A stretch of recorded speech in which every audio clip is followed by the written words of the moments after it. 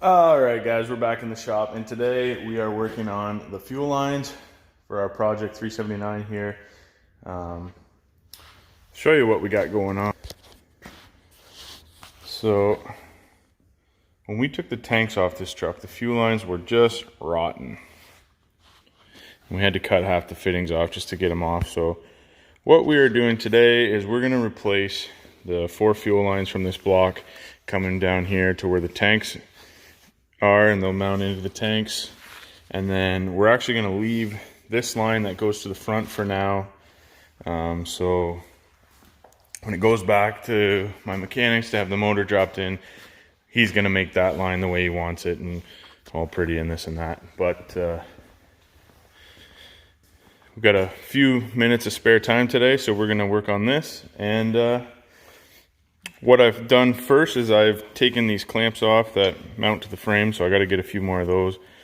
We'll put some new ones on. That one there actually broke off when I was taking it off, which is fine. We'll grind it flat and put another one on.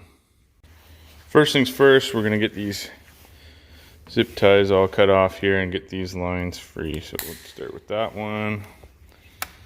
There's a couple over here. Todd's gonna be mad at me. He's one of those guys that likes to cut the zip tie just here on this side, then you can reuse it in a pinch if you want to, but we're not in the business of reusing zip ties. So I believe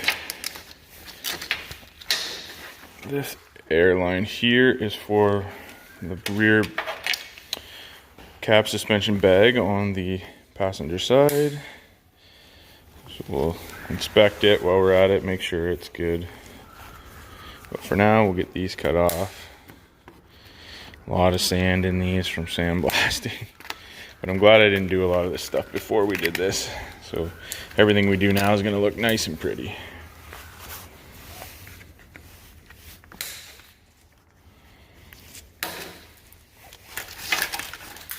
Whew.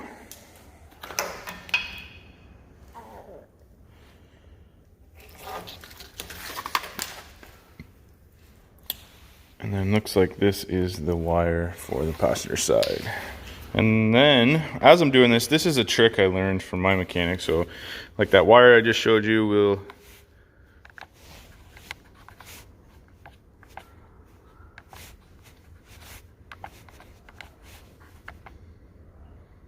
so passenger side, tank, send for sending unit. So we'll get that printed out and we'll get it on that wire, and this way we won't confuse them when we get working here. Okay, so got that label made up and put on, and then I did one also for the passenger side cab airbag. So it's on that airline there. And then I got my passenger side tank sending unit labeled out. And that way when we go and start tying this stuff back together and clean it up and make it look pretty, we'll know where each one goes, and when we put the tanks on and stuff, we'll have everything right. Okay, and now I got that stuff labeled up. The first thing we're gonna do is we've got all these untied. We're gonna pull one back through the frame and undo it here. And we're just gonna do one at a time. And I'll show you after I get this off how we're gonna make the new lines.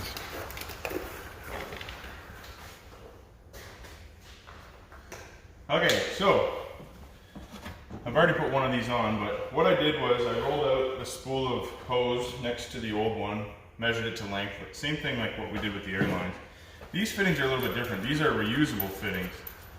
I don't know if you can see that there, but these are reusable fittings. So I'll show you what we're doing with these. You take one of these collars here, and first thing I like to do is just make sure this is nice and clean. Sometimes you'll get a little stuff on there, so I'll just clip off some of the burrs. But anyways, take this, and this actually screws on counterclockwise. So you just screw this down, like so, until it bottoms out inside the collar. I believe.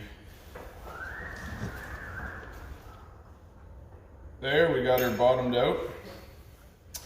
Now the next thing I do, and my mechanic gave me this tip, is I spray a little bit of lube inside, because I'm going to use this punch here and it'll be hard to see on camera, but basically that hose inside the collar isn't quite to the outside of the inside of the collar. So what I do is I stick this punch in to kind of spread it out, and I just give it a spin. And that, well, that looks pretty good. What that will do is make room for the insert that threads in. And this is what goes inside the hose and compresses the hose against the outside of this collar and gives you that, you know, leak-free seal. So push that in, and then it goes counterclock or clockwise. Sorry. So I get it started by hand, and then you could put this in a vise; it'd be a little bit easier. But I'm just going to use a 15/16 wrench and a 7/8, and just screw her in there till she's tight.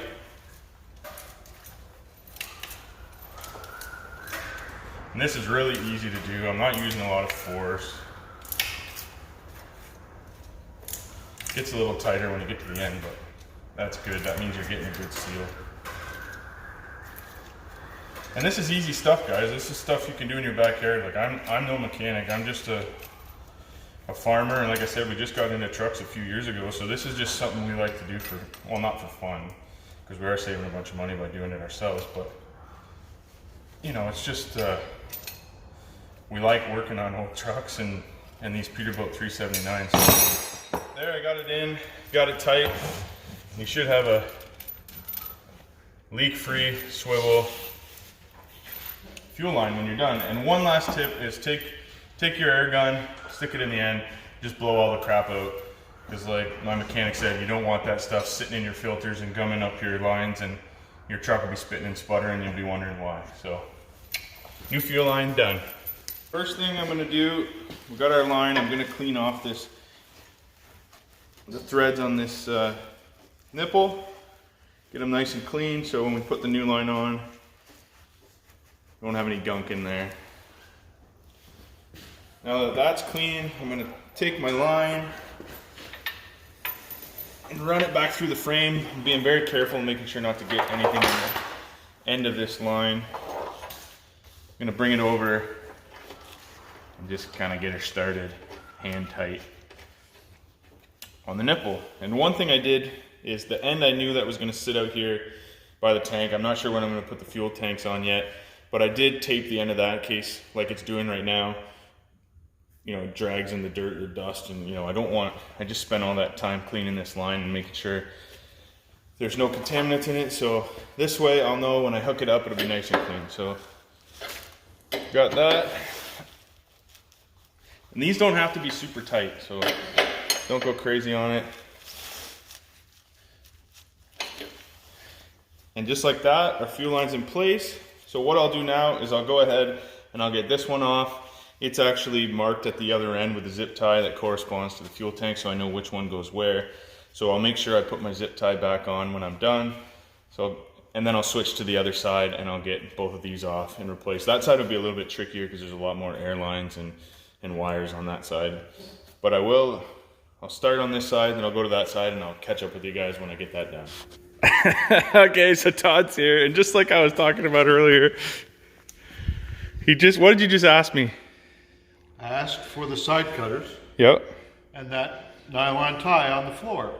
Okay, so here's a nylon tie. And what are you going to do with that? I'm going to reuse it on the job I'm working on. See? Not everything is waste when you're working. Sometimes you can reuse some of these big zip ties.